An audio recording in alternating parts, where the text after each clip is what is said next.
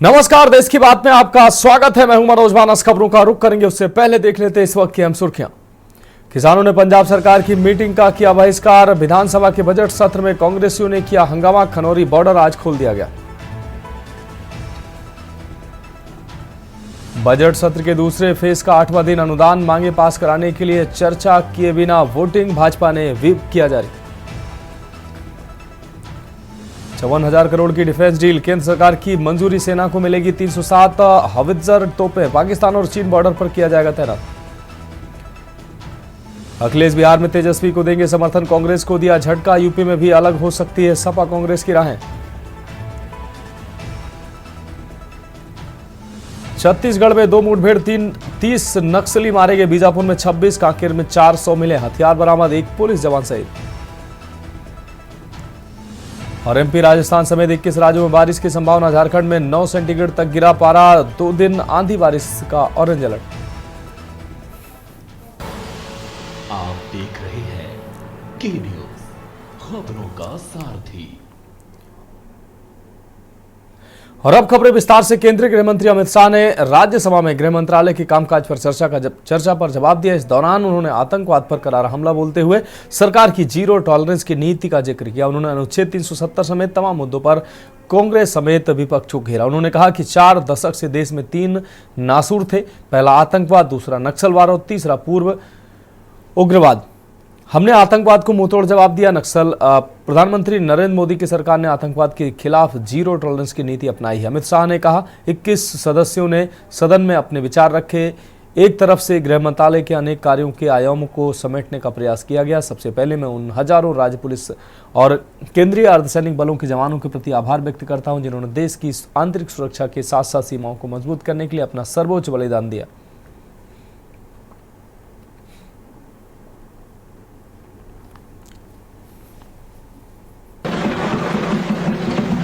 और नया दौर शुरू हुआ लोकतंत्र का, खुशहाली का, विकास का।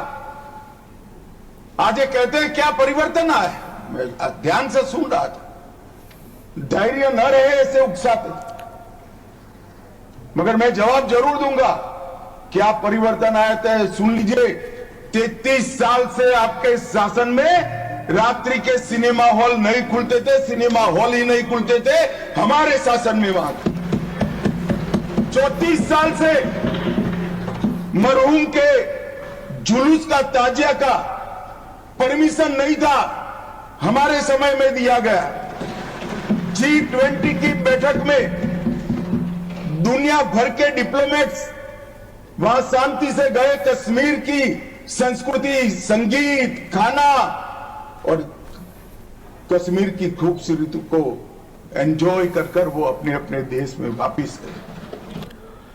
आम आदमी पार्टी की दिल्ली विधानसभा चुनाव में हार के बाद पार्टी नेतृत्व में बड़ा परिवर्तन हुआ। दिल्ली के पूर्व डिप्टी सीएम मनीष सिसोदिया को पंजाब का प्रभारी नियुक्त किया गया है। वहीं सत्येंद्र जैन को पंजाब का सह प्रभारी बनाया गया। इसके अलावा सौरभ भारद्वाज को दिल्ली आप का संयोजक नियुक्त किया गया है। उन्हें दिल्ली पार्टी की कमान सौंपी गई है। वहीं भारद्वाज ने गोपाल राय की जगह ली है। साथ ही डोडा विधायक महराज मलिक को आपका जम्मू कश्मीर संयोजक नियुक्त किया गया। वहीं गुजरात, गोवा, पंजाब और छत्तीसगढ़ में नए प्रभारी और सह प्रभारी नियुक्त किए गए।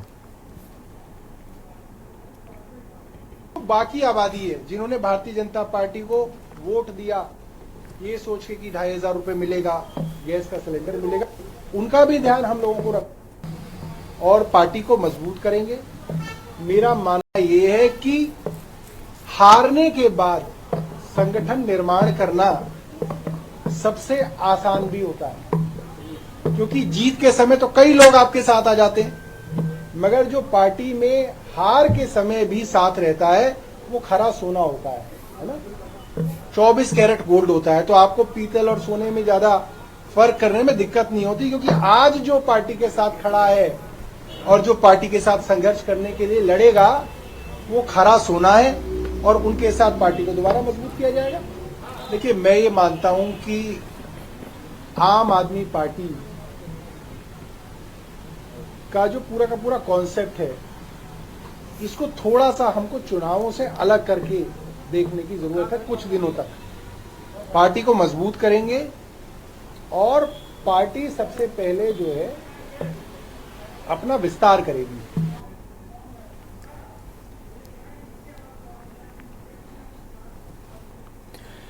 तो देश की बात में हरियाणा की खबरों का रुख करते हैं। हरियाणा के कैबिनेट मंत्री कृष्णपाल पंवार ने रोहतक में प्रेस वार्ता कर बड़ा बयान दिया। उन्होंने कहा कि हरियाणा विधानसभा में कानून बना दिया गया है कि अगर कोई फैक्ट्री मालिक यमुना या किसी अन्य नदी व नहर में गंदा पानी छोड़ेगा तो उसके खिलाफ एफआईआर दर्ज होगी और भारी जुर्माना लगाया जाएगा।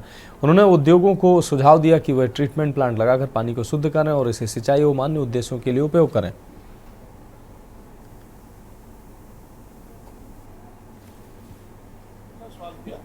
हमने अभी विधानसभा में एक कानून लेकर आए हैं कि चाहे यमुना के अंदर, कैनाल के अंदर कोई भी केमिकल फैक्ट्री का जो पानी यदि कोई इस प्रकार से ड्रेन आउट करेगा तो उसको लिए हमने बहुत बड़ा फाइन रखा है, सजा का प्रावधान भी रखा है। इसलिए हम चाहते हैं कि यमुना है चाहे कैनाल है, उसमें जो इंडस्ट्रीज का जो केमिकल के जो पानी है वो नीचे ना जाए और उनको एसटीपी लगाए जिससे कि पानी को शुद्ध कर करके किसानों को दें, या ड्रेन में जाए तो किसान वहाँ से पानी यूटिलाइज कर सकता है। इसी प्रकार से हमने जो तालाबों का जो सुधारीकरण करे हैं, हम उनका तालाब को पानी शुद्ध करके और किसानों को और फसल के लिए भी दें। धन्यवाद। फरीदाबाद के एनएचपीसी यूटर्न के पास रात करीब 11 बजे एक भीषण सड़क हादसा हुआ है। दिल्ली की ओर तेज रफ्तार से आ रही एक कार डिवाइडर से टकराई और ग्रिल तोड़कर पलट गई। हादसे में कार बुरी तरह क्षतिग्रस्त हो गई जबकि चालक को गंभीर चोटें आई हैं। स्थानीय चश्मदीद राहुल के मुताबिक वह अपने दोस्तों के साथ ऑफिस के बाहर बैठे थे, तभी अचानक कार का संतुलन बिगड़ा और पलट गई। उन्होंने बताया कि दुर्घटनाग्रस्त कार से शराब की गंध आ रही थी जिससे ड्राइवर के नशे में होने की आशंका जताई जा रही है।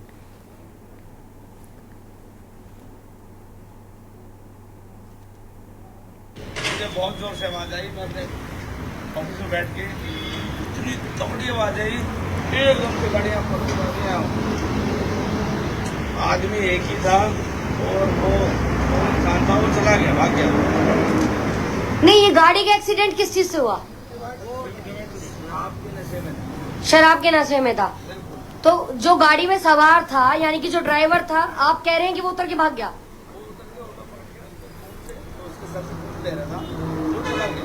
वो चले गया।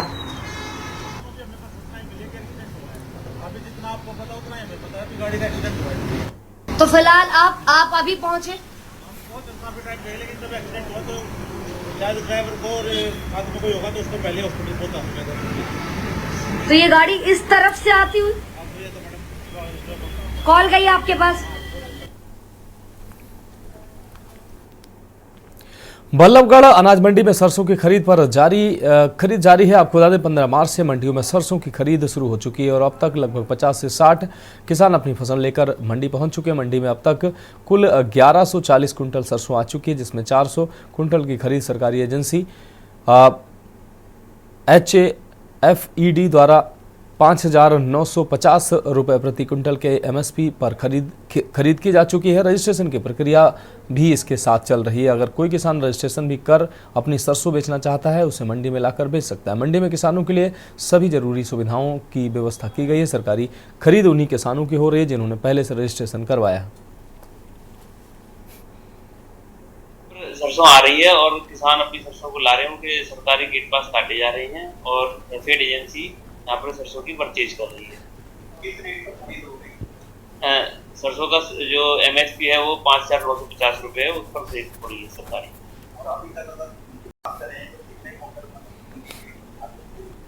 अब तक लगभग 11 से 40 क्विंटल लगभग सरसों आ चुकी है जिसमें से लगभग 400 क्विंटल सरसों सरकारी है और बची हुई प्राइवेट। रजिस्ट्रेशन की बात करें, क्या सर रजिस्ट्रेशन वाले किसान जो सरकारी खरीद है केवल रजिस्ट्रेशन वाले किसानों के लिए ही अलाउड है, वही अपनी सरसों बेच सकते हैं जिन्होंने पहले रजिस्ट्रेशन करा रखा है। अगर किसी किसान ने अभी रजिस्ट्रेशन नहीं करा रखा तो वो अभी भी करा सकता है। 27 मार्च तक पोर्टल खुला हुआ है। भोपाल कांग्रेस विधायकों के प्रतिनिधिमंडल ने नेता प्रतिपक्ष उमंग सिंघार की अगुवाई में इनकम टैक्स विभाग पहुंचकर सौरभ शर्मा मामले से जुड़े अहम दस्तावेज सौंपे हैं। इससे पहले कांग्रेस लोकायुक्त और EOW को भी इस मामले से जुड़े सबूत दे चुके हैं। नेता प्रतिपक्ष उमंग सिंघार ने इनकम टैक्स अधिकारियों से मुलाकात के बाद कहा कि विभाग ने निष्पक्ष जांच का आश्वासन दिया। उन्होंने बताया कि कांग्रेस ने गोविंद राजपूत और उनके स्टाफ की रजिस्ट्री समेत दिल्ली की संपत्ति से जुड़े दस्तावेज सौंपे हैं।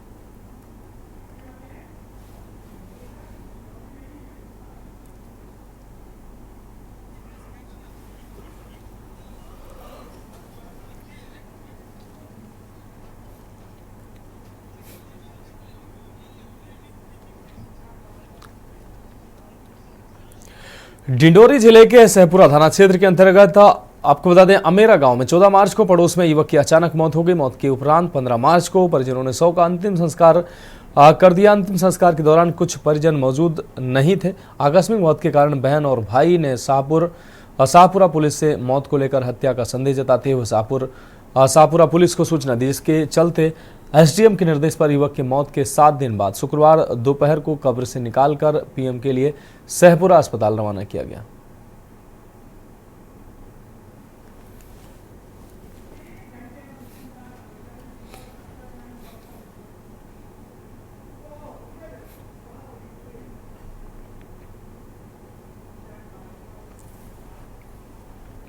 छत्तीसगढ़ के कांकेर जिले में सुरक्षा बलों ने बड़ी कार्रवाई करते हुए 4 नक्सलियों को ढेर कर दिया है। डीआरजी, बस्तर फाइटर्स और बीएसएफ के जवानों ने संयुक्त ऑपरेशन में नक्सलियों को घेरते हुए फायरिंग की है। यह मुठभेड़ 20 मार्च की सुबह करीब 8 बजे छोटे बिठिया थाना क्षेत्र के बिनागुंडा और कुरुसकोड़ो के जंगलों में हुई, जहां नक्सलियों ने पहले गोलीबारी शुरू कर दी। घंटों चली मुठभेड़ के बाद जब फायरिंग रुकी तो जवानों ने इलाके में सर्च ऑपरेशन चलाया, जिसमें 4 नक्सलियों के शव बरामद हुए। मौके से हथियार व अन्य नक्सली सामान भी जब्त किया गया।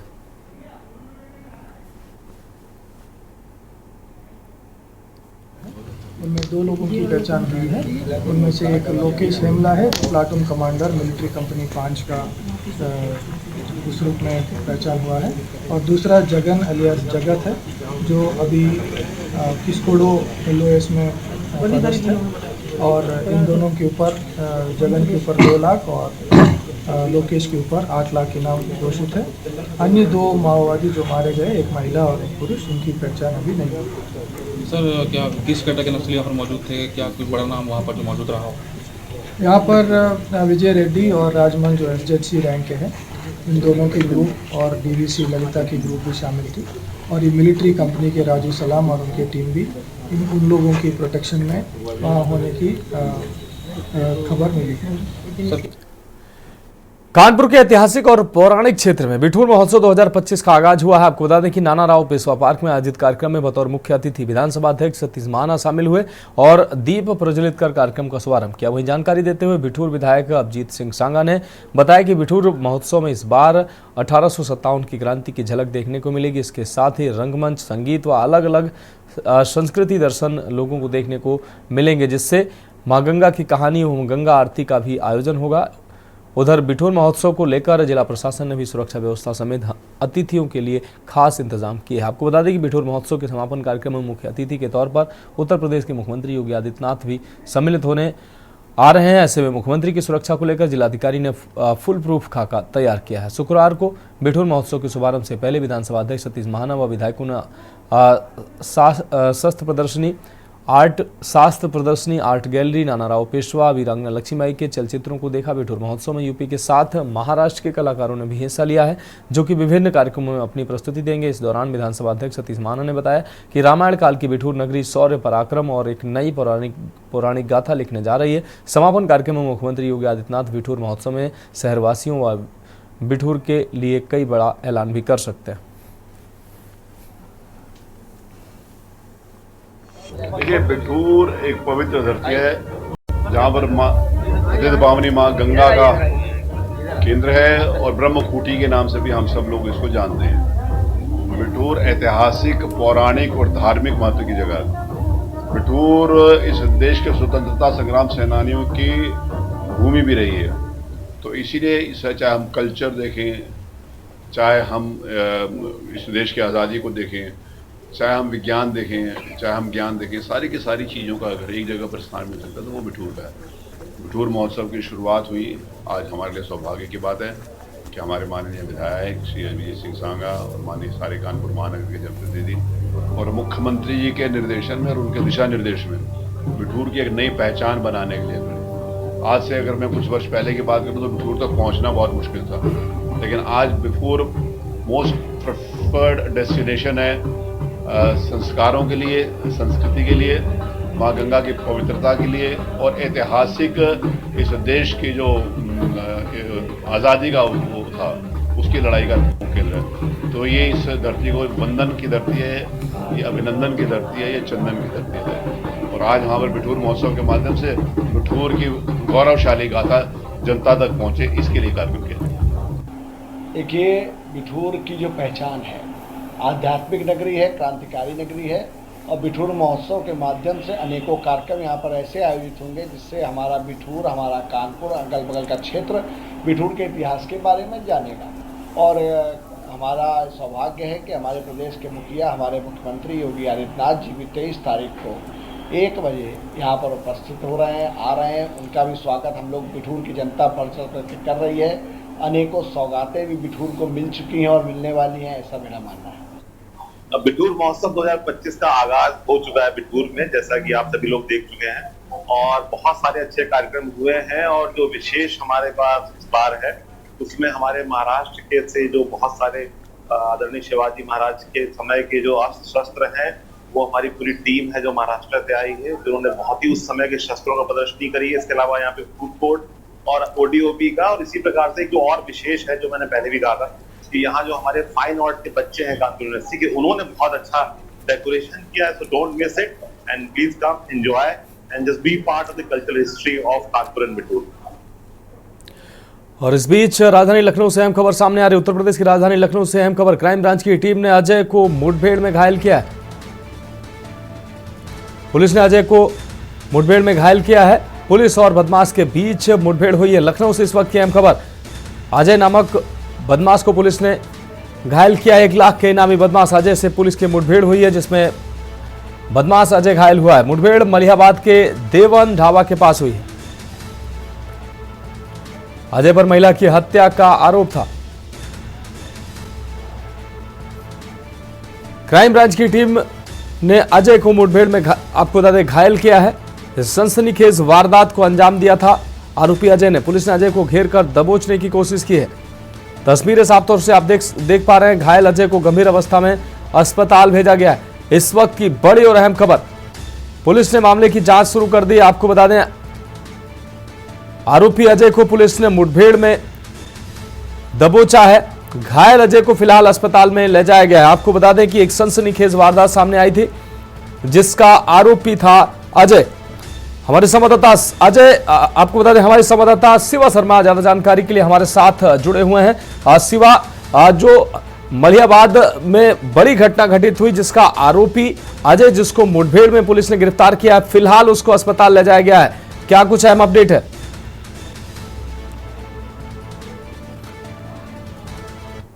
शिवा, क्या आप हमें सुन पा रहे हैं? जी मनोज जी शिवा, आप अपनी बात रखें। अभी लखनऊ में मलिहाबाद लखनऊ हाईवे का जो इलाका है वहां पर देवन ढाबा है। लखनऊ की क्राइम ब्रांच और अजय द्विवेदी जो बदमाश आरोपी फरहान था उसके साथ मुठभेड़ हुई है और 1 लाख का इसके ऊपर इनाम था। पुलिस ने इस मुठभेड़ में अजय को मार गिराया है और जरूर आज लखनऊ के जब डीसीपी क्राइम ने इस बात की प्रेस कॉन्फ्रेंस की थी कि जो महिला की हत्या मंगलवार और बुधवार की रात को हुई थी, इन दोनों ने ही लोगों ने ऑटो से उस महिला को लखनऊ के आलमबाग बस स्टैंड से उठाया था, उसको बैठाना था और उसको घर न छोड़ करके उसकी मलिहाबाद के महमूद नगर इलाके में ले जाकर के पहले तो लूट की वारदात को अंजाम दिया और जब दुष्कर्म का कोशिश की थी तो उसके प्रयास में जब असफल हो गए तो उसकी हत्या कर दी। बड़ी घटना थी। लखनऊ पुलिस के लिए चैलेंजिंग था कि इस केस को कैसे वर्कआउट करना है और 2 दिन तक लखनऊ पुलिस ने पहले तो उस ऑटो की छानबीन की जो बिना नंबर की ऑटो थी और जब अंततः पुलिस को सफलता आज हाथ लगी तो उसके भाई दिनेश को गिरफ्तार किया। अभी फिलहाल पुलिस ने ये बताया कि दिनेश और अजय के खिलाफ, दोनों के खिलाफ ही आपराधिक मामले हैं, बलात्कार, चोरी और एनडीपीएस और तमाम अन्य आपराधिक मामलों में ये लोग जेल भी जा चुके हैं और दोनों ही लोगों ने महिला को मंगलवार रात आलमबाग बस स्टैंड से उठा करके उसकी दुर्दंत हत्या कर दी थी मलिहाबाद इलाके में ही बस स्टैंड से उठाने के बाद में। तो दिनेश की गिरफ्तारी तो आज दोपहर को ही लखनऊ की क्राइम ब्रांच और मलिहाबाद पुलिस ने दिखाई थी, लेकिन जब तक आरोपी फरार था तो अजय द्विवेदी को अब जब पुलिस ने घेराबंदी की मलिहाबाद इलाके के पास तब पुलिस टीम पर भी अजय ने फायर किया, ये पुलिस अधिकारियों का कहना है। तब अंधाधुंध जो फायर हुई है पुलिस टीम की तरफ से उसमें अजय को गोली लगी और वो फिलहाल अभी मर चुका है। लखनऊ पुलिस के लिए जो सबसे बड़ा चैलेंज था मलिहाबाद में महिला हत्याकांड का, वो अब पूरी तरीके से केस सॉर्ट आउट हो गया है। एक आरोपी, उसका जो सगा भाई था, वो गिरफ्तार हुआ है। दूसरी मुठभेड़ में अजय को फिलहाल मार गिराया है। शिवा, इस तमाम जानकारी के लिए आपको बहुत शुक्रिया। तो फिलहाल ये बड़ी अपडेट सामने आ रही है मुख्य आरोपी अजय द्विवेदी को पुलिस ने मुठभेड़ में मार गिराया है। इससे पहले आरोपी दिनेश को पुलिस ने गिरफ्तार किया था और मुख्य आरोपी अजय द्विवेदी को पुलिस ने मुठभेड़ में मार गिराया। पुलिस ने अजय को घेर कर दबोचने की कोशिश की थी। इस दौरान दोनों तरफ से गोलीबारी हुई और मुख्य आरोपी अजय द्विवेदी को पुलिस ने मौत के घाट उतारा है। हम रुक करेंगे अगली अहम खबर का। मेरठ में सौरभ कुमार हत्याकांड में एक नया खुलासा हुआ। हत्या के बाद शिमला पहुंची मुस्कान का एक ऑडियो सामने आया है, जिसमें वह कैब ड्राइवर को बर्थडे केक लाने के निर्देश दे रही है। सूत्रों के मुताबिक मुस्कान ने फोन पर बात करने से बचने के लिए ड्राइवर को ऑडियो मैसेज भेजा और होटल के रिसेप्शन पर केक छोड़ने को कहा। पुलिस को शक है कि यह पूरी साजिश पहले से ही रची गई थी। कैब ड्राइवर के बयान के बाद मामले में नया मोड़ आ गया है। पुलिस अब इस ऑडियो को अहम सबूत मानकर जांच आगे बढ़ा रही है।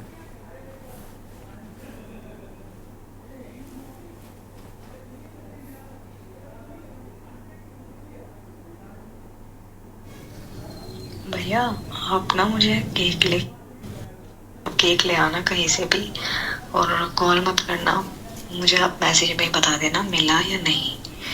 और लाने के बाद ना आप हमारे रूम पे आ जाना और बोलना मेरा ये सामान है, इसे रख लो, मैं कल सुबह ले लूंगा। बस आपको इतना कर। अयोध्या में 21 और 22 मार्च को आपको बता दें timeless Ayodhya literature and arts festival का भव्य आयोजन किया जा रहा है। उत्तर प्रदेश पर्यटन विभाग के सहयोग से आयोजित इस महोत्सव की मेजबानी अयोध्या राजघराने के सदस्य बिमलेंद्र मोहन प्रताप मिश्र कर रहे हैं। आज मुख्यमंत्री योगी आदित्यनाथ अयोध्या पहुंचे और इस महोत्सव का उद्घाटन किया। कार्यक्रम के सह निदेशक यतीन्द्र मोहन मिश्र ने बताया कि यह उत्सव अयोध्या की धार्मिक, बौद्धिक और सांस्कृतिक विरासत को दुनिया के सामने लाने का एक सुनहरा अवसर है।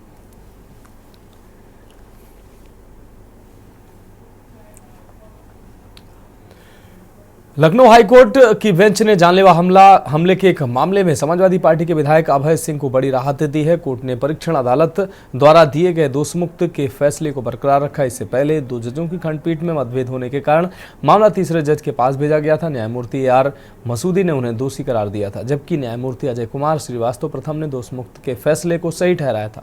आज तीसरे न्यायमूर्ति राजन राय ने अभय सिंह को दोषमुक्त कर दिया है, जिससे 2-1 के बहुमत से सपा विधायक को राहत मिल गई।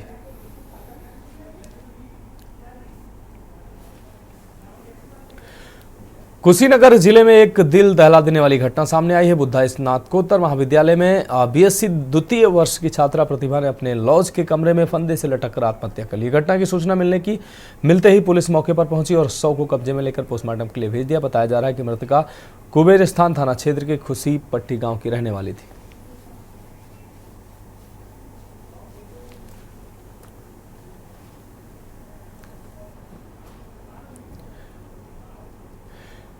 बाराबंकी जिले के सिरौली गौसपुर क्षेत्र में मरकामऊ बरदरी गांव जाने वाली सड़क पर पुलिया निर्माण को लेकर विवाद खड़ा हो गया है। लोक निर्माण विभाग द्वारा कई दिनों से जारी इस निर्माण कार्य का ग्रामीणों ने विरोध किया। शुक्रवार को बजरंग दल सह संयोजक रामनगर राघवेंद्र त्रिपाठी के नेतृत्व में बड़ी संख्या में ग्रामीण विरोध प्रदर्शन के लिए मौके पर पहुंचे। ग्रामीणों का कहना था कि पुलिया बनने से उनकी परेशानियां और बढ़ सकती हैं।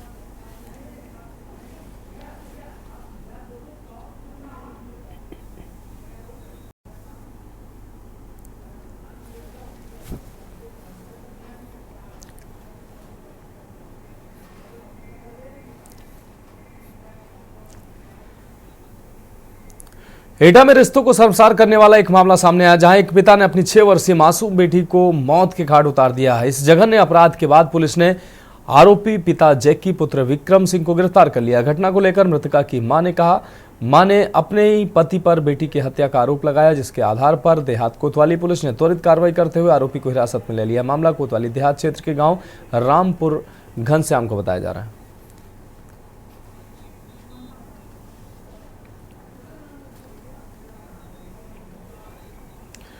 बुलंदशहर के खुर्जानगर थाना क्षेत्र में भट्टा संचालक से 2.5 करोड़ की रंगदारी मांगने वाले 3 आरोपियों को पुलिस ने गिरफ्तार कर लिया। पुलिस ने उनके कब्जे से एक लूटा हुआ मोबाइल, 3 अन्य फोन, घटना में प्रयुक्त कार और एक तमंचा बरामद किया। पुलिस के अनुसार आरोपी पहले एक युवक से मोबाइल लूटकर उसी नंबर से भट्टा संचालक से फिरौती की मांग कर रहे थे।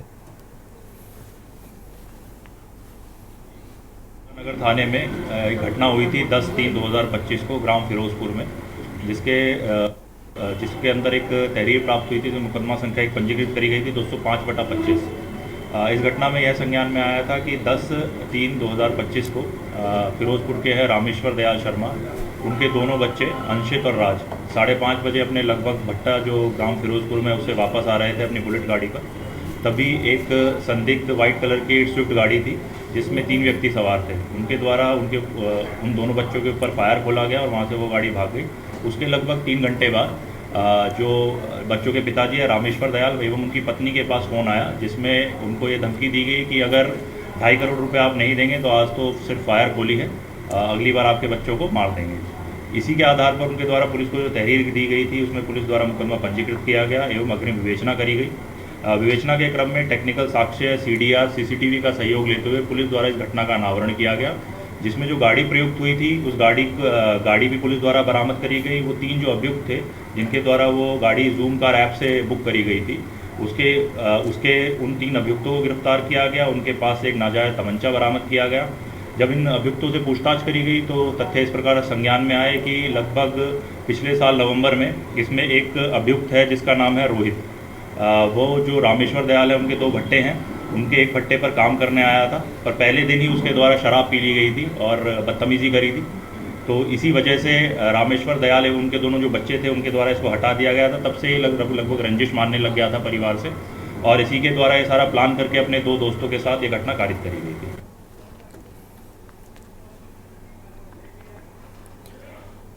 तो खबरों में वक्त एक ब्रेक का, जल्द हाजिर होंगे।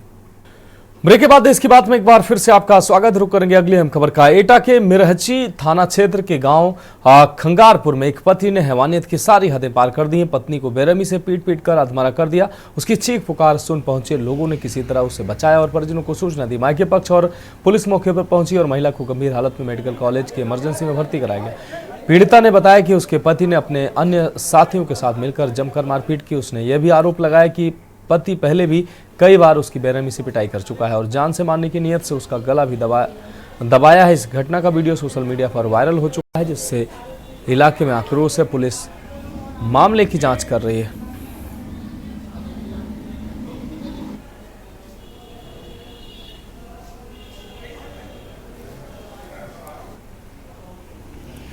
रुक करेंगे अगली अहम खबर का। चंदौसी कोतवाली क्षेत्र में सीओ ऑफिस के सामने स्थित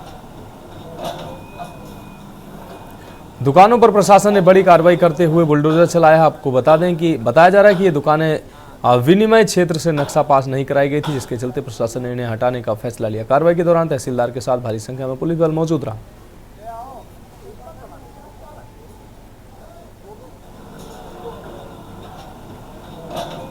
यह विनियमित क्षेत्र का मैटर है और विनियमित क्षेत्र में सक्षम प्राधिकारी की अनुमति के लिए बिना ये अवैध दुकानें बनवाई गई थी।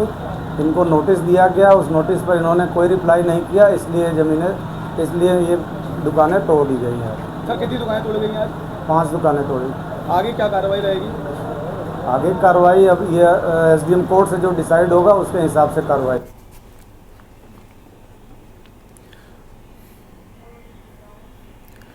हरदोई मोहल्ले में खुले देसी शराब के ठेके को लेकर स्थानीय लोगों का गुस्सा फूट पड़ा। ठेका हटाने की मांग को लेकर लोगों ने जुलूस निकालकर विरोध जताया। स्थानीय लोगों का कहना है कि ठेके की वजह से इलाके का माहौल खराब हो रहा है। छोटे छोटे बच्चे शराब पीने लगे हैं, जिससे सामाजिक स्थिति बिगड़ रही है। विरोध कर रहे लोगों ने कहा कि वह जल्द ही आबकारी मंत्री से भी गुहार लगाएंगे और ठेका बंद कराने के लिए प्रशासन पर दबाव बनाएंगे। यहाँ छोटे छोटे से बच्चे ठेके जब से आया दारू पीने लगे हैं। हमसे कम उम्र के बच्चे, कई लोग हमारे सामने मर चुके हैं। हम देख रहे कई लड़कों की तबीयत यहाँ खराब पड़ी है दारू पीने के कारण। छोटे छोटे बच्चे ढक्कने पौए बीनते बेचते, ना शिक्षा का अभाव है, हर चीज का यहाँ पे अभाव है। बच्चे स्कूल नहीं जाते हैं।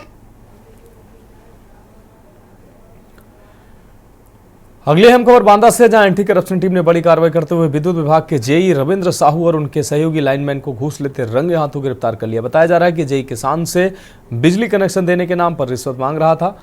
क्षेत्र के लोगों ने पहले भी रविंद्र साहू के खिलाफ भ्रष्टाचार की शिकायत की थी। एंटी करप्शन टीम ने आरोपी को जसपुरा और कमलेश्वर पावर हाउस क्षेत्र से गिरफ्तार किया और अब शहर कोतवाली में उससे गहन पूछताछ की जा रही है। आप अध्यक्ष बिजली विभाग संघ के, आप यहाँ आए थे, आपका एक कर्मचारी यहाँ पर एंटी करप्शन टीम द्वारा पकड़ा गया है। हम लोग कर्मचारी, हम लोग खुद हैं। नहीं, आप लोग आप क्यों आए थे? बता बोलिए अधिकार। कर्मचारी बचाव करने आए थे? बचाव करने नहीं आए थे, हमारा कर्मचारी हमारे साथी है तो आएगा नहीं। आप साथी से मिलने गए थे, रिश्वत लेते पकड़े गए साथी, क्या कुछ बताया उन्होंने? नहीं, उसमें बारे में कोई जानकारी नहीं। अच्छा, एंटी करप्शन टीम से भी आपने बात की, उन्होंने क्या बताया? भाई हम लोग केवल जानकारी लेने गए थे, हमारे मेरी बात। क्या जानकारी मिली आपको? हम लोग बस जानकारी करने गए कि भाई क्या मामला है, हम लोग तो मामला पता है नहीं। तो क्या बताया? कुछ नहीं, उन्होंने कहा कि प्रक्रिया चल रही है, प्रक्रिया के बाद आपको बताया जाएगा, अभी कुछ नहीं। भ्रष्टाचार का एक बड़ा मामला सामने आया है, जहां जसपुरा पावर हाउस और कालेश्वर पावर हाउस में तैनात जूनियर इंजीनियर रविंद्र कुमार साहू भ्रष्टाचार के मामले में घूस लेते एंटी करप्शन टीम द्वारा रंगे हाथों गिरफ्तार किए गए। मैं आपको बता दूं कि पूरा मामला बांदा जनपद के जसपुरा पावर हाउस और कालेश्वर पावर हाउस का है, जहां लगातार किसानों से मिल रही शिकायतों के बाद एंटी करप्शन टीम ने आज जसपुरा से 16,000 रुपये लेते रविंद्र साहू और उसके एक सहयोगी लाइनमैन जो संविदा कर्मी है, उन दोनों को गिरफ्तार किया है। आज यहाँ शहर कोतवाली लाया गया है, जहाँ अंदर उनसे इंट्रोगेशन चल रहा है, पूछताछ जारी है और पूछताछ के बाद सारी कार्रवाई होगी और इसके बाद उन्हें यहाँ से सीधा जेल भेजा जाएगा।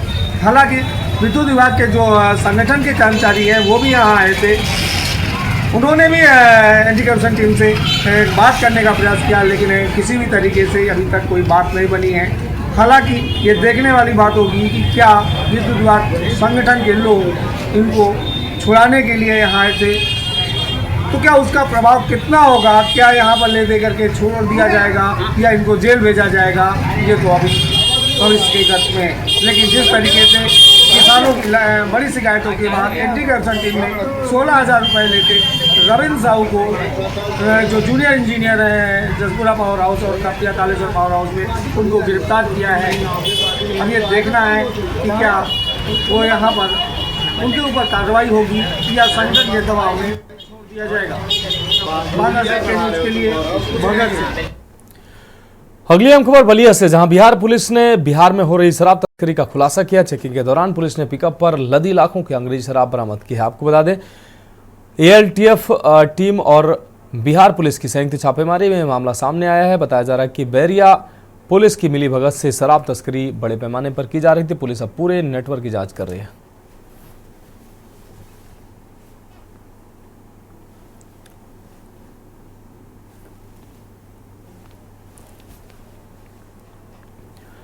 अगली खबर गाजियाबाद से है, जहां लोनी से भाजपा विधायक नंदकिशोर गुर्जर ने पत्रकार वार्ता कर आरोप लगाया कि गुरुवार को कलश यात्रा के दौरान उनकी हत्या की साजिश रची गई थी। उन्होंने प्रदेश के एक उच्च अधिकारी पर सीधे सीधे आरोप लगाया और कहा कि जब तक न्याय नहीं मिलेगा वह फटे कपड़े और नंगे पैर ही रहेंगे। गुरुवार को लोनी क्षेत्र में रामकथा से पहले निकाली जा रही कलश यात्रा को लेकर पुलिस और विधायक के बीच विवाद हो गया था। पुलिस ने परमिशन न होने की वजह से यात्रा रोकी, जिससे झड़प हो गई और विधायक के कपड़े फाड़ दिए गए। शुक्रवार को फटे कपड़े और नंगे पैर मीडिया सेंटर पहुंचे विधायक ने कहा कि यह साजिश पहले से ही रची जा रही थी और उन्हें इसका आभास था। उन्होंने कहा कि अधिकारी प्रदेश सरकार को गुमराह कर रहे हैं और मुख्यमंत्री योगी आदित्यनाथ पर काला जादू किया है। ये कलश यात्रा परंपरागत थी और पिछले 15 साल से हम राम कथा करते हैं पूरी नौमी मिलकर, जिसमें इस बार 11,000 कलश हमने मंगाए थे, वो कम पड़े। लगभग इसमें 20,000 के आसपास भाई बहन हमारे आए।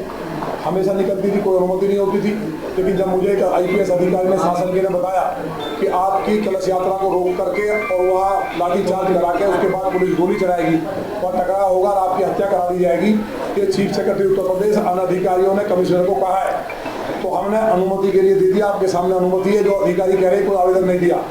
SDM का बयान आया है, ACP झूठ बोल रहे हैं, तो और दारू भी रखी थी सबने। पूरी प्लानिंग थी कि वहाँ सिविल वर्दी में SOG के लोग लगे हुए थे, लोगों ने घेरा बना दिया, मैंने समझा दिया था और हाथ जोड़े थे कि कोई कुछ ना करे। गाजीपुर में निषाद पार्टी के राष्ट्रीय अध्यक्ष संजय निषाद की संवैधानिक अधिकार यात्रा का कार्यकर्ताओं ने जगह जगह स्वागत किया। निषाद ने बताया कि वह पिछले 116 दिनों से यात्रा कर रहे हैं, अब सिर्फ वाराणसी और प्रयागराज मंडल बचे हैं। मीडिया से बातचीत में उन्होंने कहा कि उनके समाज के कुछ लोगों को OBC में शामिल कर दिया गया है। बरेली के मौलाना द्वारा छावा फिल्म को नागपुर दंगे का कारण बताए जाने पर उन्होंने तीखी प्रतिक्रिया दी। निषाद ने कहा कि मौलाना विकास की बात नहीं करते। उन्होंने आरोप लगाया कि मौलाना मुस्लिम समाज को राजनीतिक दलों के झंडों के पीछे लगाते हैं। संजय निषाद ने मौलाना से मुस्लिम समुदाय की गरीबी का कारण पूछा। उन्होंने मसूद गाजी और औरंगजेब जैसे व्यक्तियों के नाम पर मेले लगाने की आलोचना की। निषाद ने कहा कि इस तरह के मेले युवाओं को गलत दिशा में ले जाते हैं। मैंने उनके खिलाफ लिख दिया और पैनल के खिलाफ मैंने उसको बैन लगा दिया और उनके खिलाफ कार्रवाई के लिए जांच का प्रमुख सचिव का आदेश कर दिया। और अब नए तरीके से मैंने कह दिया कि एफआरबीएम की नाव चले, जिससे कि मानक के हिसाब से स्टैंडर्ड मेंटेन हो जाए। क्योंकि शासनादेश पहले था तो उसमें था कि भाई नाव कहीं खरीद लेंगे, तो उसमें था कि देश तो उस तरीके का फिर हमने चेंज करा दिया और ऐसे जितने डिफॉल्टर उनके खिलाफ कार्रवाई के लिए। तो देश की बात में अब उत्तराखंड की खबरों का रुख करते हैं। खबर लक्सर से है, जहां पथरी पुलिस ने सुखपाल हत्याकांड का 24 घंटे में खुलासा करते हुए आरोपी पत्नी और उसके प्रेमी को गिरफ्तार कर लिया है। पुलिस जांच में सामने आया कि सुखपाल की पत्नी रितु और उसके प्रेमी ऋतिक ने मिलकर उसकी हत्या की थी। शाहपुर शीतला खेड़ा निवासी सुखपाल की लाश माड़ी के पास लावारिस हालत में मिली थी, जिसकी पहचान बाद में हुई। पुलिस ने आरोपी रितु और ऋतिक को गिरफ्तार कर कोर्ट में पेश कर दिया।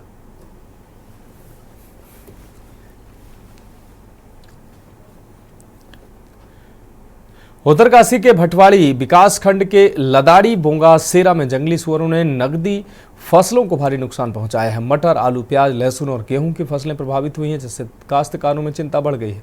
हालांकि उद्यान विभाग द्वारा फसलों की सुरक्षा के लिए घेर बाढ़ वितरित किए गए थे, लेकिन फिर भी सुअरों के हमलों से फसलें बर्बाद हो गई हैं। काश्तकार अब मुआवजे की मांग कर रहे हैं और भविष्य में नकदी फसलें उगाने की उम्मीदें खोते जा रहे हैं। विभाग के अनुसार अगर किसी काश्तकार की फसलों को भारी नुकसान होता है तो जिला प्रशासन द्वारा मुआवजा प्रदान किया जाएगा। भूमि को बढ़ावा देने के उद्देश्य और अपने रोजगार को हासिल करने के उद्देश्य से मैंने एक प्रेरणा के रूप में इस काम को किया था। मैंने यहाँ पर अन्य फसलों के सिवाय मटर की फसल बोई थी, किंतु कल या परसों रात 2 रात यहाँ पर जो है सुअरों का एक झुंड आया और उन्होंने मेरे सारे खेत को बर्बाद कर दिया। मेरे खेत में कुछ भी नहीं रखा है, एक टाइम की सब्जी भी हमारे लिए नहीं रखी है। हम लोग कल से बड़ा देख करके बड़े दुखी हैं, मेरा परिवार सारा दुखी है। हमने इतनी मेहनत की, पैसा लगाया, लेकिन खाते समय जो है यहाँ सारा काश्तकारी चोट हो गई है। मेरी जमीन बोंगा रोड 5 नाल जमीन थी। हर में गोबर मजदूरों से डलाए, हाल भी मैंने ट्रैक्टर से लगाए। सारे सुअरों ने मेरे सारे 5 नाल जमीन सारे खत्म कर दिए। सारा मटर बो रखा था, सारे खा लिए, कुछ नहीं रह रखी है। उद्यान विभाग की तरफ से बागवानी की जो फसलें हैं उनको जंगली जानवरों से बचाने के लिए हमारे यहाँ ये 50% राहत सहायता पर किसानों को घेरबाड़ की योजना संचालित है, जिसके लाभ दिया जाता है किसानों को। इसमें इस वर्ष वित्तीय वर्ष 2024-25 में हमने लगभग 200 किसानों को 80 हेक्टेयर के आसपास घेरबाड़ का लाभ दिया है। अगली खबर टिहरी से है, जहां जनपद में सरकार के 3 साल पूरे होने पर विभिन्न कार्यक्रम आयोजित किए जाएंगे। घनसाली विधायक शक्तिलाल शाह और भाजपा जिलाध्यक्ष उदय रावत ने प्रेस वार्ता में बताया कि मुख्यमंत्री पुष्कर सिंह धामी के नेतृत्व में सरकार ने ऐतिहासिक कार्य किए हैं, जिनमें यूसीसी, सख्त नकल विरोधी कानून और भू कानून शामिल है। महिलाओं के सशक्तिकरण के लिए लखपति दीदी जैसी योजनाएं चलाई जा रही हैं। 23 मार्च को भव्य कार्यक्रम के साथ बहुउद्देशीय और स्वास्थ्य शिविर भी आयोजित किए जाएंगे।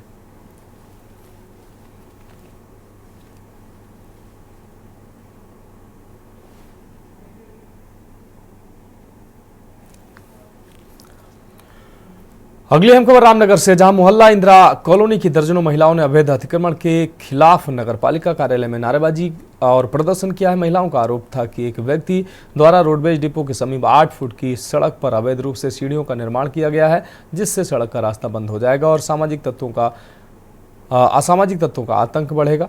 प्रदर्शनकारी महिला भावना भट्ट ने कहा कि पहले क्षेत्र में सड़क निर्माण को लेकर प्रदर्शन हुआ था, जिसके बाद 8 फुट की सड़क का रास्ता दिया गया था, लेकिन अब अतिक्रमण किया जा रहा है। नगरपालिका के अधिशासी अधिकारी आलोक उनियाल ने इस मामले में कार्रवाई का आश्वासन दिया।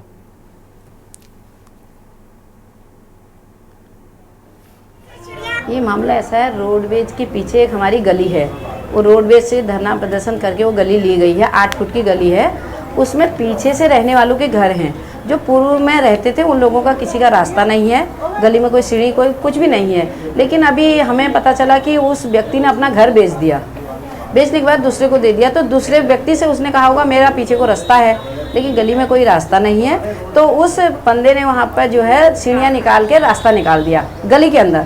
तो सारी महिलाएं जो यहाँ पर आई हुई हैं वो इसीलिए आई कि वहाँ पर से अतिक्रमण हटाया जाए। इंदिरा नगर की जो महिलाएं आई थी उनके द्वारा एक ज्ञापन दिया गया है कि जिसमें किसी व्यक्ति के द्वारा सीढ़ियाँ लगा के सड़क पे आया का एक अतिक्रमण का मामला उनको दिया था, ये पूर्व में दिया गया था। तो इसके संबंध में एक दूसरे पक्ष जिनका वो है उनकी तरफ से भी एक चिट्ठी दी गई थी।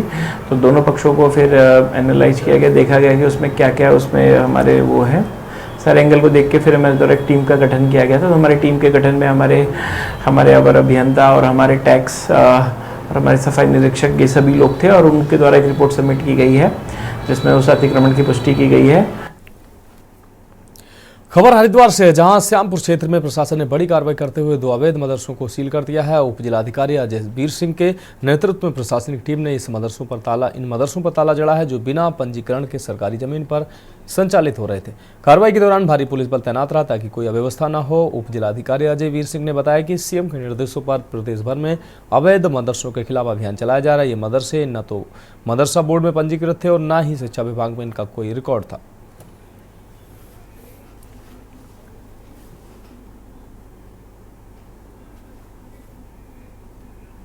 निर्देश दिए गए थे जो भी मदरसे अपंजीकृत है उनकी जांच करी गई, जिनका ना मदरसा बोर्ड में पंजीकरण है ना ही शिक्षा विभाग में पंजीकरण है, उनकी जांच करके उनके खिलाफ सील की कार्रवाई की गई। इसी के क्रम में थाना श्यामपुर क्षेत्र के में गंडी खाता में गुजर बस्ती के अंतर्गत 2 मदरसों का सील करा गया और ये कार्रवाई आगे भी निरंतर चल रही है। कितने मदरसे देखिए अभी ये मतलब इसके बारे में संख्या नहीं दी जा सकती, लेकिन ये है कि लगातार इस संबंध में जांच की जा रही है और जैसे जैसे संज्ञान में आते रहेंगे उनके खिलाफ कार्रवाई की जाएगी। अगली अहम खबर मंगलौर से, जहां अपर सचिव नीतिका खंडेलवाल ने हरिद्वार जिले के नारसन ब्लॉक का निरीक्षण किया। उन्होंने पेयजल, सड़क, राष्ट्रीय आजीविका मिशन और ग्रामोत्थान परियोजना के अंतर्गत संचालित योजनाओं का मूल्यांकन किया। निरीक्षण के दौरान वह निजामपुर गांव पहुंची, जहां उन्होंने ग्रामीणों से पेयजल समस्याओं पर चर्चा की। अधिकारियों को शीघ्र समाधान सुनिश्चित करने के निर्देश दिए। इसके बाद वह हरचंदपुर गाँव गई, जहाँ उन्होंने खुशी स्वयं सहायता समूह की महिलाओं द्वारा की जा रही गेंदे के फूल की खेती का अवलोकन किया। उन्होंने इस पहल की सराहना करते हुए कहा कि इससे महिलाओं की आय में वृद्धि होगी और वे आत्मनिर्भर बनेंगी। उन्होंने महिलाओं को प्रोत्साहित करते हुए कहा कि पारंपरिक खेती से हटकर फूलों की खेती आजीविका के नए अवसर प्रदान करेगी। जानते हैं कि शासन से निर्देश माननीय मुख्यमंत्री जी के स्तर पे आए थे कि सभी अपर सचिव जो शासन में हैं वो सबको ब्लॉक आवंटन हुए थे और मुख्य उद्देश्य ये था कि हमारी जितनी भी सरकारी योजनाएं हैं वो धरातल पे किस प्रकार से उतर रही हैं, क्या उन योजनाओं के क्रियान्वयन में कोई समस्या आ रही है, इसको जानने के लिए था। तो अभी जब मैं यहाँ पे फील्ड विजिट पे आई हूँ तो अभी निजामपुर गांव में हम लोगों ने वहाँ पे बैठक करी, वहाँ के गांववासियों के साथ थोड़ा यहाँ पे ब्लॉक नारसन का क्षेत्र भ्रमण किया। तो कुछ मुख्य चीजें सामने आई हैं कि लोग कुछ स्कीम से काफी खुश भी हैं, कुछ उन्होंने बेहतरी भी प्रस्तावित करी है। पेयजल की समस्या थोड़ी सी लोगों में ज्यादा है क्योंकि मेंटेनेंस का जो काम होता है वो ऑनगोइंग काम होता है, तो वो टाइम नहीं लेता है कि आज अगर कोई नल खराब हुआ है या कोई पाइपलाइन टूटी है तो उसको समय लगता है ठीक होने में। तो ये थोड़ा सा लोगों के विशेष हो रहा है। दूसरा, लोगों से जब मेरी बातचीत हुई तो क्या क्या उनको समस्याएं हैं और किस तरीके से वो डिजिटली आप अपने आप को अडॉप्ट कर रहे हैं उस पर भी काफी चर्चा हुई। तो लोगों का ये सोचना है कि जैसे हम अपनी सरकार देखते हैं या जो प्रमाण पत्र बनते हैं या सीएम हेल्पलाइन पोर्टल होते हैं उस पर भी अब पब्लिक जो है अपने ग्रांसेस डाल रही है और उनको अच्छा निस्तारण मिल रहा है। बढ़ेंगे अगली खबर की ओर। बरहनी रेंज को उप वन क्षेत्र अधिकारी गोपाल कृष्ण कपिल के नेतृत्व में बड़ी सफलता हाथ लगी है। आपको बता दें, मुखबिर की सूचना पर बरहनी पुलिस के सहयोग से वन विभाग की टीम ने बाजपुर क्षेत्र के नमूना टाल में छापा मारा। मौके पर 80 नग खैर प्रकाश और 50 से 60 कुंटल जलोनी लकड़ी बरामद की गई है, जिसकी अनुमानित कीमत 5 लाख रुपए बताई जा रही है। बरहनी पौधशाला परिसर में जब्त लकड़ी को सुरक्षित रखा गया।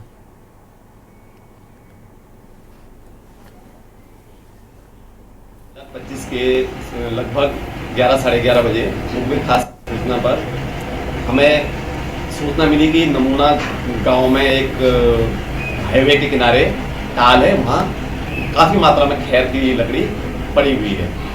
वो मुखबिर खास की सूचना पर विश्वास करते हुए हम लोग मौके पर पहुँचे, हमरा अपने कार्मिकों के साथ एवं बरहनी चौकी पुलिस स्टाफ के साथ। तो मौके पर हमें छानबीन करने पर वहाँ लगभग 80-90 नग खैर के छिले एवं बगैर छिले बरामद हुए। मौके पर एक पिकअप और इलेक्ट्रॉनिक आरा और कांटा यह भी बरामद हुआ। उसके अलावा लगभग 2-3 ट्रॉली जलौनी सूखी अवैध, जिसमें रोहिणी और कुकाट प्रजाति ये मिक्स थी, वो भी बरामद की गई हमारी टीम द्वारा। और इन सबको हम लेके नर्सरी अपने कैंपस में आए। उसके बाद तदुपरांत हम उसको रेंज ऑफिस कार्यालय कारणूनी ले आए। बढ़ेंगे अगली खबर की ओर। उत्तराखंड हाईकोर्ट ने उत्तराखंड लोक सेवा आयोग द्वारा 22 और 23 मार्च को प्रस्तावित पॉलिटेक्निक प्रवक्ता परीक्षा को स्थगित कर दिया गया। यह निर्णय एक जनहित याचिका पर सुनवाई के दौरान लिया गया है, जिसमें परीक्षा की योग्यता को लेकर असहमति थी। याचिका में कहा गया था कि आयोग ने बीटेक योग्यता निर्धारित की थी, जबकि all India council for technical education के मानकों के अनुसार बीटेक और एमटेक दोनों योग्य हैं। कोर्ट ने आयोग को SICTE से सलाह लेने और परीक्षा की नई तिथि जारी करने के निर्देश दिए। साथ ही परीक्षा स्थगित होने की सूचना पर व्यापक प्रचार करने को कहा, ताकि अभ्यर्थियों को कोई असुविधा न हो। मधुसूदन पेन्योली, जो कि एक अभ्यर्थी है, उसने यह रिट याचिका अपने अन्य कुछ साथियों के साथ दाखिल की थी, जिसमें यह कहा गया था कि प्रवक्ता यानी कि लेक्चरर के पद को लेकर एक विज्ञप्ति उत्तराखंड पब्लिक सर्विस कमीशन द्वारा जारी की गई थी जुलाई 2024 में, जिसमें यह कहा गया था कि प्रवक्ता बनने के लिए जो मिनिमम अर्हता है, न्यूनतम क्वालिफिकेशन, वो बीटेक की होनी चाहिए। जबकि रूल AICTE द्वारा जो फ्रेम किए जाते हैं, all India council for technical education, वह यह मैंडेट करते हैं कि मिनिमम क्वालिफिकेशन जो होती है वो bachelors degree and masters degree यानी कि बीटेक एंड एमटेक दोनों होने चाहिए। तो जब उन्होंने इस तरीके से जो है मिनिमम क्वालिफिकेशन को नहीं पूरा किया और केवल बीटेक को अपना आधार बनाते हुए एक परीक्षा का आयोजन की कोशिश करी, तो इस परीक्षा की तिथि 22 और 23 मार्च रखी गई थी। इस पर आज जब माननीय उच्च न्यायालय ने सुनवाई करी, तो अपने पूर्व के आदेश जो 18 मार्च और 12 मार्च को पारित हुए थे, उसमें इस बात पर स्टेट गवर्नमेंट से क्लैरिफिकेशन मांगा था कि न्यूनतम अर्हता जब AICTE बीटेक और एमटेक कह रहा है, तो केवल बीटेक पर कैसे इसको कराया जा रहा है। आज राज्य सरकार ने अपनी ओर से एक स्पष्टीकरण देने की कोशिश की।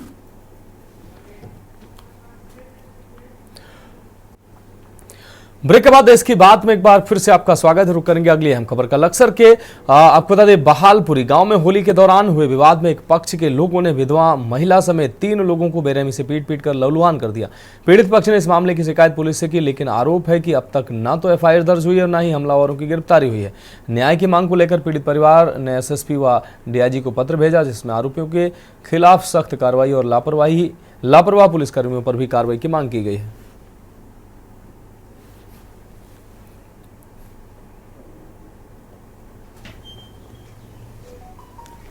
जी, मेरे साथ क्या कहो बदतमीजी का आरोप लगाया गया।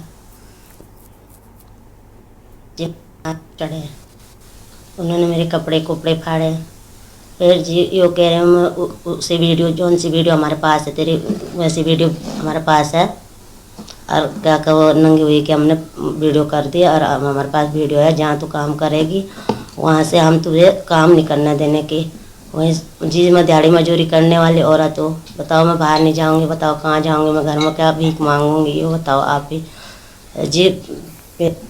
एक का नाम विशाल है, एक का नाम विकास है, एक का नाम शुभम है, एक का नाम सनी। चाची जी हैं और इनके साथ में 14 तारीख की शाम को कुछ लड़के शराब पी के आए इनके घर पे। इन्हें बाहर खींच के इनके साथ मार पिटाई की और मार पिटाई करने के बाद इनके कपड़े कुपड़े फाड़ दिए। तब ये चिल्लाई, गांव में हमें पता लगा तो हम आए, हमारे साथ भी मारपीट की, गाली गलौज की और उसके बाद कहने लगे कि हम तुम्हारी उनके पास कोई अश्लील वीडियो होगी इनकी, जिसको बोल रहे हैं कि हम इसे यूट्यूब पे फेसबुक पे वायरल कर देंगे। तो उसके बाद ये शिकायत करने के लिए भी जा रही थी शाम के टाइम उसी दिन, तो उन्होंने इनका रास्ता रोक के इन्हें जाने नहीं दिया। उसके बाद ये सुबह को 15 तारीख को चौकी में गई रिपोर्ट करने के लिए। चौकी में रिपोर्ट की और थाने में भी रिपोर्ट की इन्होंने। उसके बाद भी पुलिस ने कोई कार्रवाई नहीं की। नवनियुक्त कुमाऊं पुलिस महानिरीक्षक रिद्धिम अग्रवाल ने नैनीताल में आयोजित पत्रकार वार्ता में कहा कि 6 चौकियां और 3 थाने रेगुलर पुलिस को ट्रांसफर किए गए हैं। इसके लिए सभी SSP, SP और एडिशनल SP को निर्देश दिया गया है।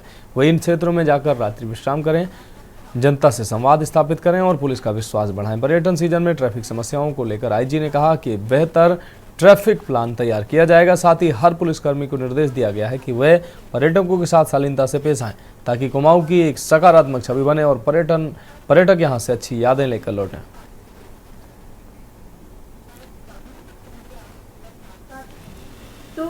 गवर्नमेंट ऑफ इंडिया हमारे राजस्व क्षेत्र से कुछ थाने रेगुलर पुलिस में ट्रांसफर हुए हैं और चौकियां भी। तो हमारी पूरी कुमाऊं रेंज में 3 थाने और 6 चौकियां ऐसी हैं जो राजस्व क्षेत्र से हमारे पास आए हैं। आज सभी जनपदों के साथ जो वीसी थी उसमें यही निर्देश दिए गए हैं कि हमारे एडिशनल एसपीज और एसएसपीज ये ऑफिसर्स इन क्षेत्रों में जाकर रात्रि विश्राम करेंगे, वहाँ की जनता के साथ संवाद स्थापित करेंगे, कॉन्फिडेंस बिल्डिंग मेजर्स करेंगे, वहाँ हम अपने इंफ्रास्ट्रक्चर को किस प्रकार से सुदृढ़ कर सकते हैं उस ओर प्रयास किए जाएंगे। हल्द्वानी में दर्जा राज्य मंत्री बलराज पासी ने कुमाऊं संभाग कार्यालय में प्रेस वार्ता करते हुए बताया कि उत्तराखंड के युवा मुख्यमंत्री पुष्कर सिंह धामी के नेतृत्व में सरकार के ऐतिहासिक कार्यों के 3 साल पूरे हो गए हैं, जिसमें यूसीसी नकल विरोधी कानून, नई पर्यटन नीति सहित अभूतपूर्व विकास कार्य हुए हैं। इसके अलावा 20 लाख लोगों को सरकारी नौकरियां, पहली बार शीतकालीन 4 धाम यात्रा जैसे महत्वपूर्ण कार्य किए गए हैं और अगले 2 वर्षों में भी राज्य के समग्र विकास के लिए धामी सरकार निरंतर कार्य करेगी। जनता पार्टी की धामी जी के नेतृत्व में बनी हुई सरकार, उसको 3 साल आज, और इन 3 सालों के अंदर हमने रोजगार के क्षेत्र में 20,000 से ज्यादा लोगों को रोजगार दिया है और विकास के क्षेत्र में उत्तराखंड की अधिकांश जो हाईवे जो थे, क्या वो नेशनल हाईवे, उनको पूरा करने का काम किया। और 2027 से पहले ही जो है कर्णप्रयाग तक की जो है रेल जो है योजना जो पूरी होगी। उत्तराखंड के समस्त विकास की जिम्मेवारी भारतीय जनता पार्टी धामी जी के नेतृत्व में उसको संभाल रही है और मैं समझता हूं कि उत्तराखंड हर दृष्टि से मजबूत हो, उत्तराखंड का जो अपना जो डेमोग्राफी भी किसी तरह से चेंज ना हो और यहाँ पर अनाधिकृत रूप से बाहर के लोग जो है गलत निगाह से जमीनों पर कब्जा करने की जो कोशिश कर रहे थे उसको रोकने के लिए भी भू कानून लाया गया है। पौड़ी विधायक राजकुमार पोरी और आपको बता दें जिला पौड़ी में प्रेस वार्ता की गई है। आपको बता दें अध्यक्ष कमल किशोर रावत ने संयुक्त प्रेस वार्ता कर धामी सरकार के 3 साल के कार्यकाल की उपलब्धियां मीडिया के सामने रखी। उन्होंने कहा कि सरकार ने अंतिम व्यक्ति तक अपनी लाभकारी योजनाएं पहुंचाने का काम किया। विधायक ने जानकारी दी कि 23 मार्च को सरकार के 3 साल पूरे होने पर पौड़ी के रामलीला मैदान में एक बहुउद्देशीय शिखर का आयोजन किया जाएगा, जिसमें कैबिनेट मंत्री सुबोध उनियाल भी शामिल रहेंगे। साथ ही सभी ब्लॉकों में बहुउद्देशीय शिविरों का आयोजन कर जनता को सरकार की योजनाओं से जोड़ा जाएगा।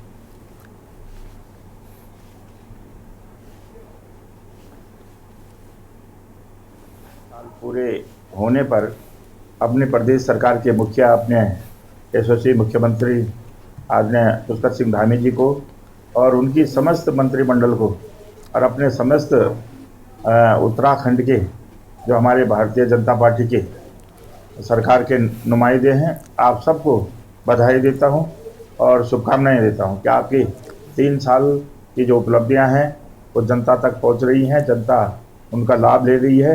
अब सरकार के द्वारा भी सबसे निचली सीढ़ी में बैठे हुए व्यक्ति का ख्याल रखते हुए सारी योजनाएं बनाई जा रही हैं और आज उनका लाभ जो है हर व्यक्ति ले रहा है। मैं इस अवसर पर सभी लोगों को बहुत बहुत बधाई और शुभकामनाएं प्रेषित करता हूँ। अपनी धामी सरकार जो है 3 वर्ष का स्वर्णिम कार्यकाल पूरा कर रही है और इसी निमित्त प्रदेश में जिला मुख्यालयों पर, विकासखंड स्तरों पर विभिन्न कार्यक्रमों का आयोजन किया जाना है, जिसमें बहुउद्देशीय शिविर भी लगाए जाएंगे। 23 तारीख को जिला मुख्यालय पौड़ी में रामलीला मैदान में एक बहुत बड़ा कार्यक्रम आयोजित किया जाना है, जिसमें माननीय सुबोध उनियाल जी और पौड़ी विधानसभा के लोकप्रिय विधायक श्रीमान राजकुमार पोरी जी इस कार्यक्रम में भाग लेंगे। सरकार जन कल्याण के लिए प्रतिबद्ध है। लोक कल्याण को लेकर सरकार विकास के नए नए आयाम इस प्रदेश में स्थापित कर रही है। आने वाले जो 2 वर्ष हैं इस विधानसभा में, उनमें जो विकास के कार्य छूटे हैं, सरकार और संगठन मिलकर उन विकास के कार्यों को अंजाम तक पहुंचाने का कार्य करेंगे। तो फिलहाल देश की बात में अभी के लिए मेरे साथ इतना ही। मुझे दीजिए इजाजत और आप देखते रहिए के न्यूज इंडिया। आप देख रहे हैं के न्यूज, खबरों का सारथी।